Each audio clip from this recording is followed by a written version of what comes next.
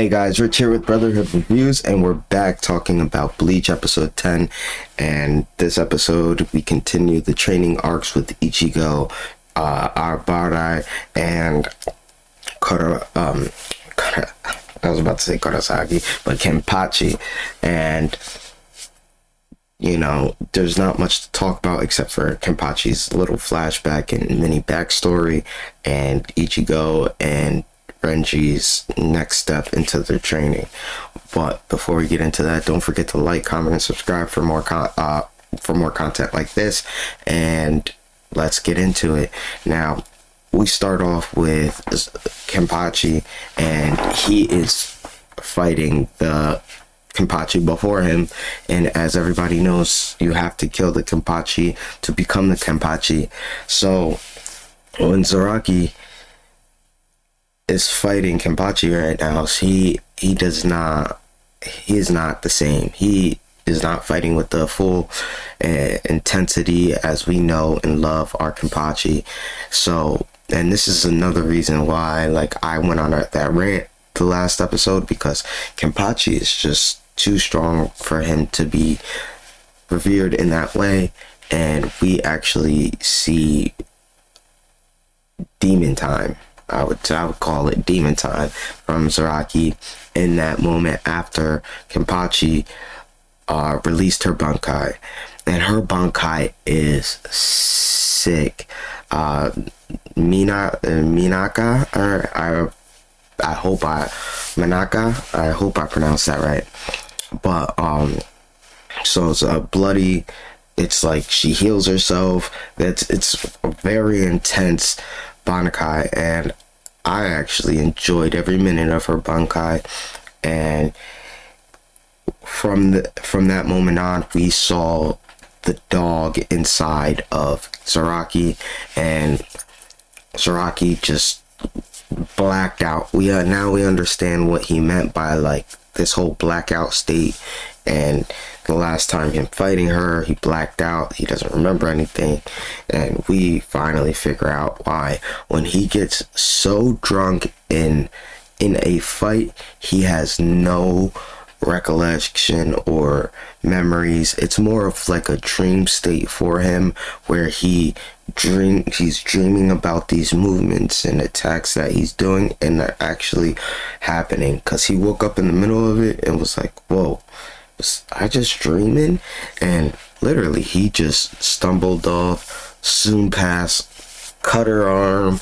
And it was a very amazing, because it seemed like he was like, because she even said it, like, all right, you're either gonna learn or you're gonna die, because I'm gonna keep cutting you up until you get the picture. And the moment that he's about to do his final attack, we get a flashback of when Kenpachi first met Zaraki, and he was a little boy who just cut a sloth through I want to say a platoon or two of Soul Reapers. And at least it looked like Soul Reapers. I'm not exactly sure. They don't specify who those people were, but they had the garb like they were Soul Reapers. And he, like, gets to the top of the pile and jumps off and stabs Kenpachi right in the chest. Zaraki stabs Kenpachi right in the chest. Now with Zaraki impaling her in the chest, she notices it, and she even says it. She's like, this boy has the power to be the next Kenpachi. So she has she takes him out, like, steadily. She steadily takes him out. She does look like, okay, she used more energy than she expected to, but not that she was gonna lose the fight, if you guys get my drift. So in that situation, she knew she was going to be able to win the fight, but not in the way that everybody thinks. Also, Kenpachi kills her because obviously now he can officially bring the title, but in order to bring out this demon mode, she had to die. So when he wakes So Kenpachi, he has no choice but to realize that he just killed his master, and the only person that he feared, respected, and it seemed like he also loved her in a way. And the same for Kenpachi. She even said it like she didn't want to, but she had to die for him.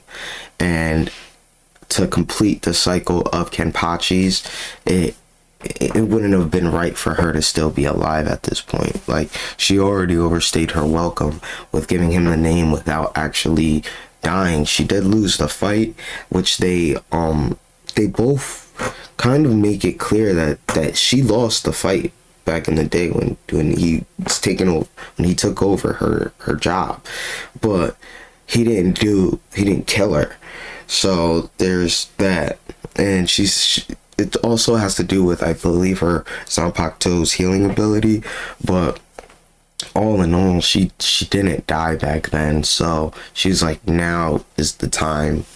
It was the perfect time for her to complete her journey and complete and she even said it like, it's sad that I have to leave the one person that brought me joy, but I have to.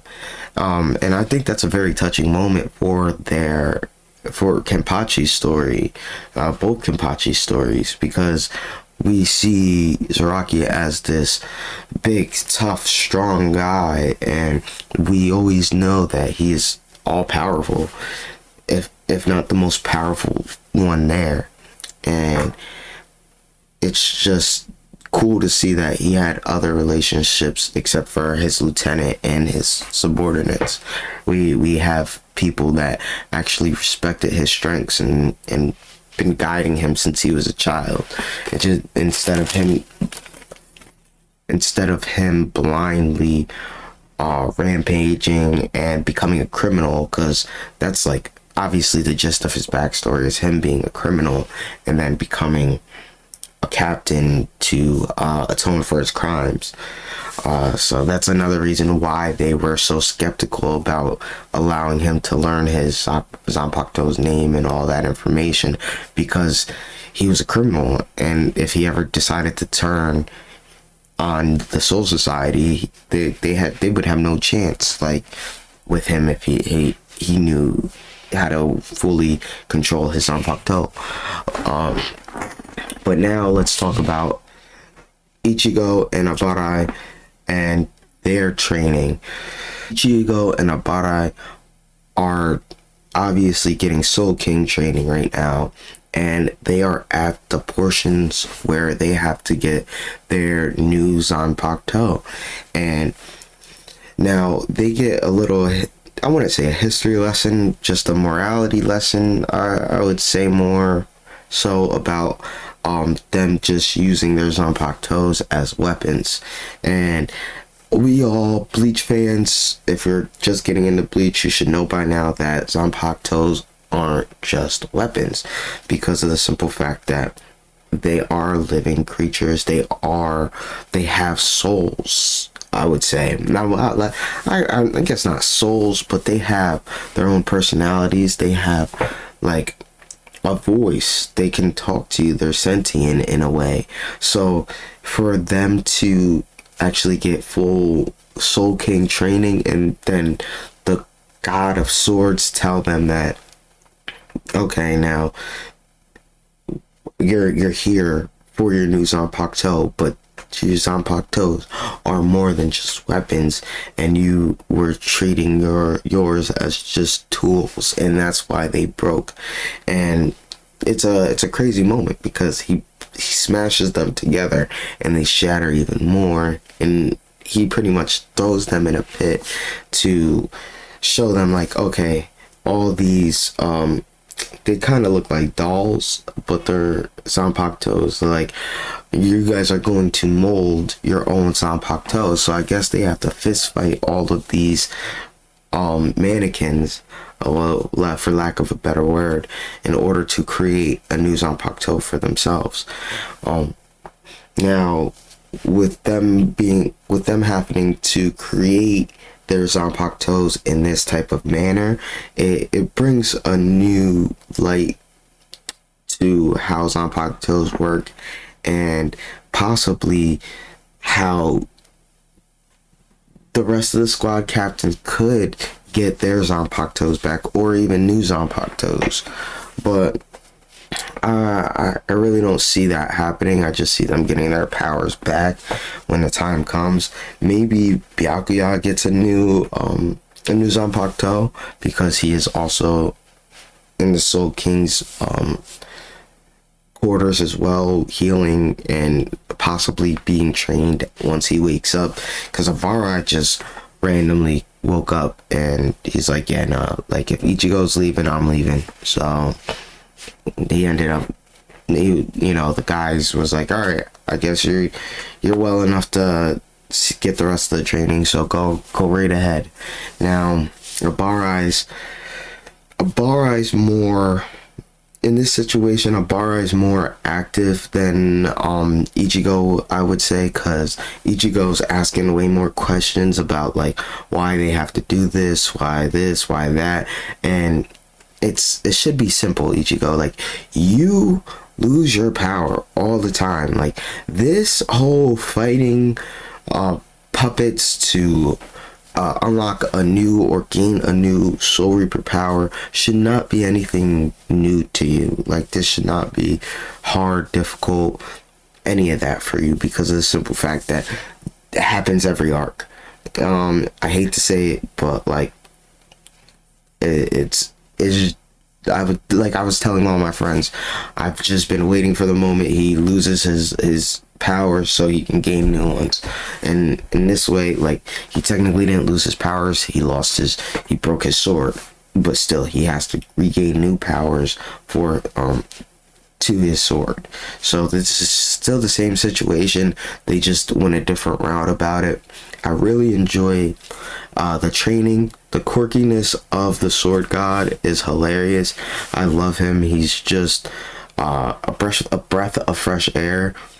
And it just shows the different personalities from all, like, the Soul King's people, bodyguards, Soul King's bodyguards. That's hilarious. But that's all I really have about Ichigo and Abarai, because they're, those two, they're just two attitude ridden people. Like, they just have, I think I used that word wrong, but they're two people who have just tremendous attitudes.